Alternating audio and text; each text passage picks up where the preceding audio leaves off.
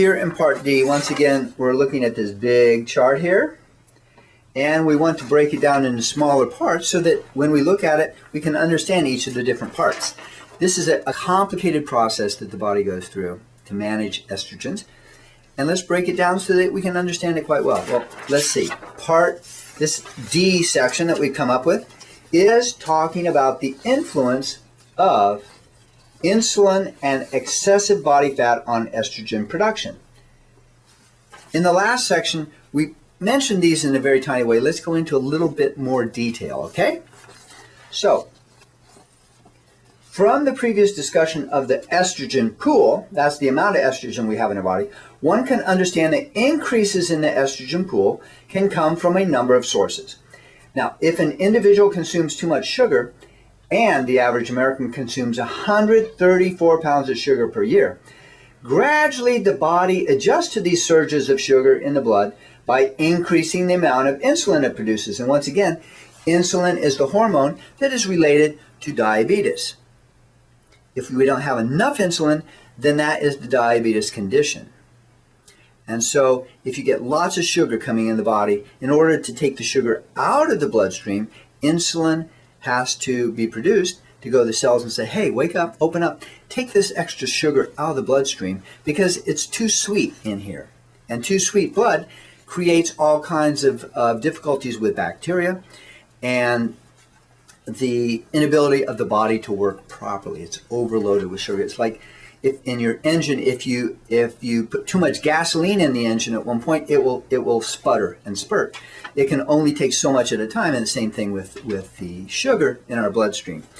So having too much insulin circulating in the bloodstream causes a conversion here of progesterone into estrogen. And that is what increases the estrogen pool. Now, too much estrogen in the body causes what? Well, there's a variety of bad symptoms. So in the treatment of estrogen metabolism, it may be necessary to rebalance the body's production of insulin.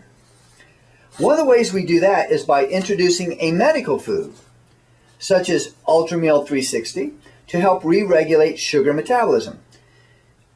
These medical foods, Ultrameal, also helps the body burn fat.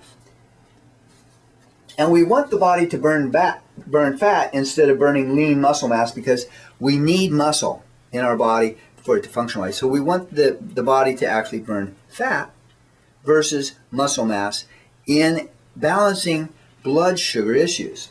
All right. So by reducing the fat, the body has less creation of estrogens by the action of, now what do we call it? What do we call that? Aromatase, exactly. The more fat you have in the body, the more estrogen that's produced.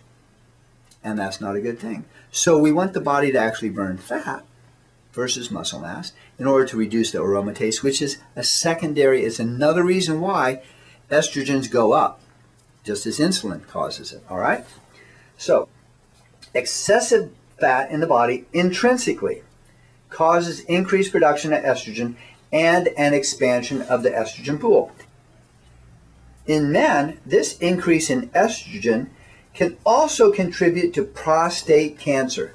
So for men as well, obesity and too much fat can lead to overproduction of estrogen, and that throws off the balance of estrogen and testosterone in a man, and it can lead and contribute to prostate cancer.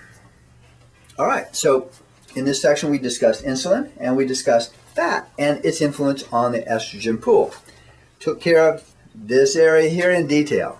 Let's move on to Part E, where we will discuss the influences of estrogens on different tissues and different functions in the body.